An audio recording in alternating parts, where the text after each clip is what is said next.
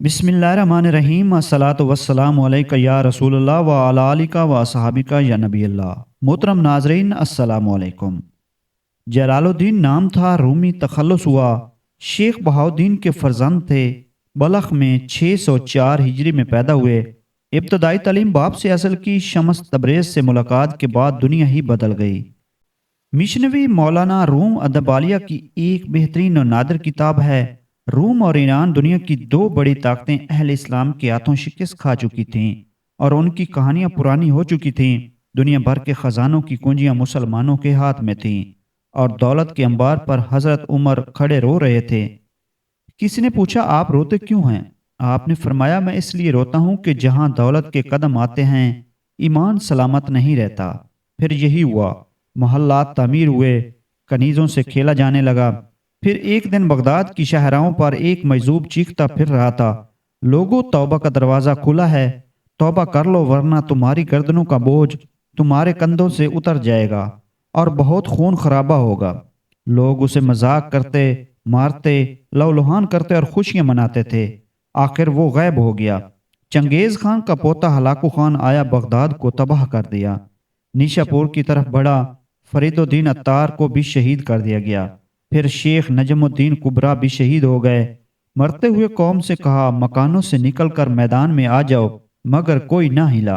Baghdad की तारीख में जल्जला आ गया और जुल्म सितम की रात अंधेरी होती गई।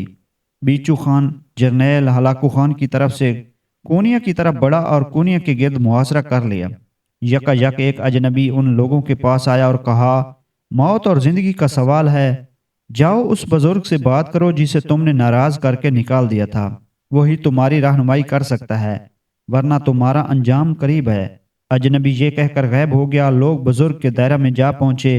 बुजुर्ग ने उन्हें खुश अखलाकी से बिठाया, मगर जब उन्होंने वावेला किया तो कहने लगा, मेरे पास क्या है? बड़े बड़े बुजुर्ग शहीद हो गए। अल्लाह के हजूर गिड़गिड़ाओ और दुआ करो, वही तुम्हारी मुश्किल हल कर सकता है, वरना मेरे पास उसका कोई इलाज नहीं है। वो सब रो पड़े कि हम आपके कदमों पर ही मर जाना बेहतर समझते हैं। अगर हो सके तो हमारे लिए दुआ करो। बुजुर्ग ने मुसल्ला उठाया और खानकाह से बाहर आ गया। लोग हैरानी से उसे देखते रहे। खादिम भी पीछे गए, मगर उन्हें रुकने का लिए हुक्म दे दिया और खुद बुजुर्ग एक टीले पर चढ़ गए। मुसल्ला पर नमाज पढ़ने खड़े हो गए। बीचू खान के सिपाही इर्द गिर्द देख रहे हैं, मगर किसी को आगे आने की जुर्रत नहीं होती। यही समझते हैं कि ये मुसलमान है और लश्कर की मुखबरी करने आया है। लश्कर में हलचल मची। सिपाहियों ने कमानों पर तीर चढ़ाने चाहे, मगर वो कोशिश में नाकाम रहे। आखिर उन्होंने घोड़ों पर चढ़कर टीले पर जाने की कोशिश की, मगर घोड़े एक कदम आगे उठाने की बजाय पीछे हटते थे। आखिर बीचू खान कैमे से निकला, हाल मालूम किया, तीर कमान हाथ में ली। सिपाही खामोश थे कि अगर बीचू खान के तीर से ये मुसलमान दरवेश मर गया तो क्यामत टूट पड़ेगी, मगर तीर चला, वो निशाने पर न लगा।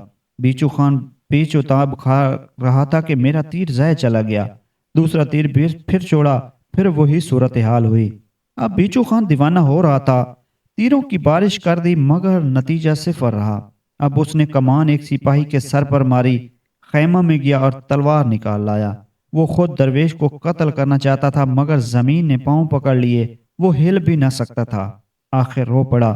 सब सिपाहियों ने देखा। आखिर बिचू खान की तेज आवाज फजा में गूंजी, ए जादूगर, हमें माफ कर दे, हम गलती से तेरे इलाके में आ गए, हम मुहासरा उठाकर जा रहे हैं, हमें जाने दे और माफ कर दे। बीचू खान खैमा में गया और लश्कर वापस चल निकला। जब वो कूनिया की हद से निकल रहे थे तो बीचू खान की ये आवाज़ सुनाई दे रही थी। फौजियों को कह रहा था, घोड़ों की रफ्तार तेज कर दो, ये सारा इलाका जादू के असर में है।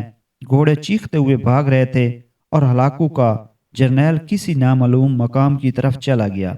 लोग खुश थे और दरवेश के हाथ चूमना चाहते थे, मगर उसने कहा, अल्लाह से तौबा करो, अपना ईमान दुरुस्त करो, वरना आज नहीं तो कल लुट जाओगे। ये कहकर वो हुजरा में चला गया और दरवाज़ा बंद कर लिया। लोगों ने सुना कि वो हिचकियों से रो रो कर दुआ कर रहे थे, ऐ अल्लाह, तूने मुझ आजिज की इज्जत रख ली, वरना हम इस काबिल ना थे। ये मौलाना जलालुद्दीन रूमी की आवाज़ थी। आपका ख़ानदानी नाम मोहम्मद, लक़ब जलालुद्दीन और उर्फ मौलाना रूम था। आपका शजरा नसब खलीफा अव्वल अबू बकर सिद्दीक रज़ी अल्लाह तआला अन्हु तक पहुँचता है। آپ کے پردادا حسین بلخی بہت بڑے صوفی تھے۔ خوارزم شاہ جیسے حکمران نے اپنی بیٹی کی شادی آپ کے دادا سے کی تھی۔ آپ کے والد کے ایک پیروکار سید برہان الدین تھے، اس لیے آپ کی تعلیم انہی کے سپرد کر دی گئی تھی۔ 629 ہجری میں آپ شام چلے گئے اور 7 سال وہاں رہے۔ واپسی پر استاد نے امتحان لیا اور کہا اب میں چلتا ہوں کہ آپ کے باپ کی امانت آپ کو لوٹا دی جائے۔ اس لیے مرید کر لیا اور 9 سال تک روحانی تعلیم دیتے رہے۔ مولانا علم کمال حاصل کر چکے تھے، حاسد اپنی کم ظرفی کا مظاہرہ کرتے۔ ایک دفعہ ایک شخص نے کہا اپنے پسند کی تقریر کی بجائے والضحیٰ پر تقریر کریں۔ مولانا نے والضحیٰ کے واو کی تشریح پر 6 گھنٹے صرف کر دیے۔ وہی شخص اٹھا اور آپ کا مرید بن گیا۔ اتنی علمیت کے باوجود آپ غیر مطمئن نظر آتے تھے۔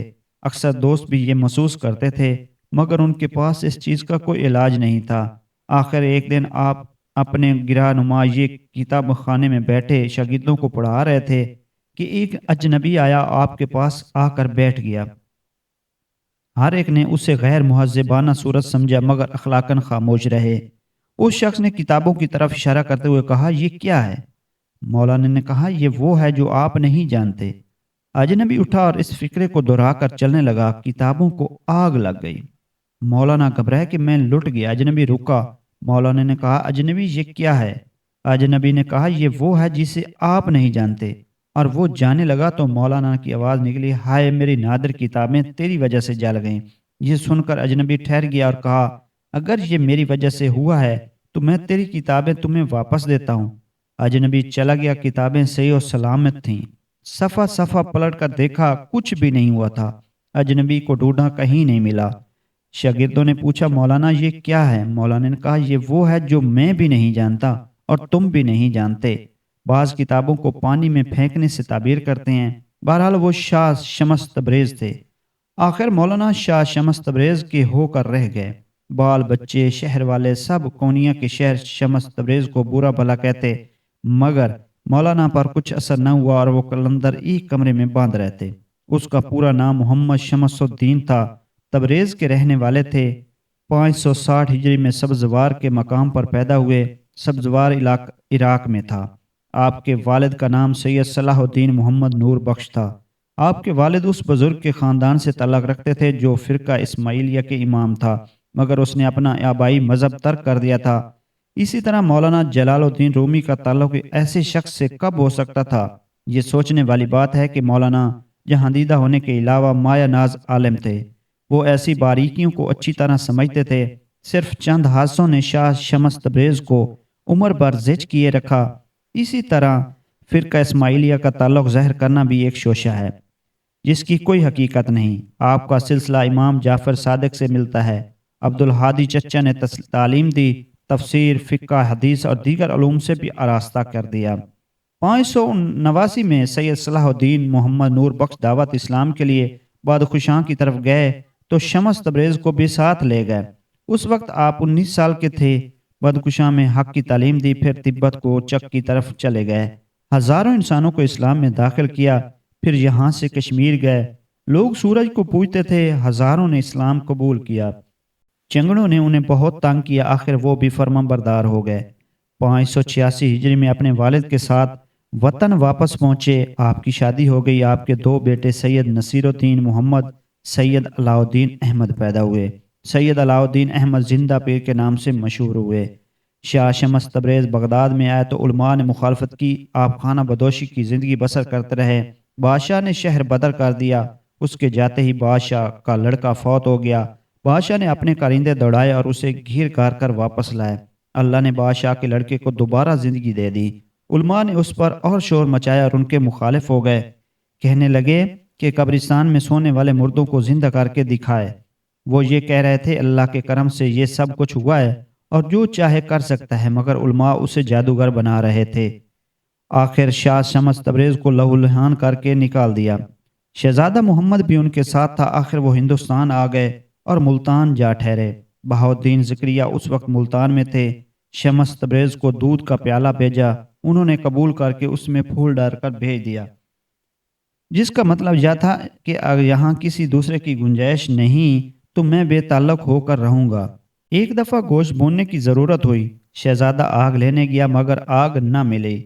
ایک شخص نے اتنا مارا کہ اس کا چہرہ زخمی ہو گیا۔ شمس تبریز کو غصہ آیا، باہر نکلے، گوشت کا ٹکڑا ہاتھ میں لے کر سورج سے کہا، میں بھی شمس تو بھی شمس، میرا گوشت بھون دے۔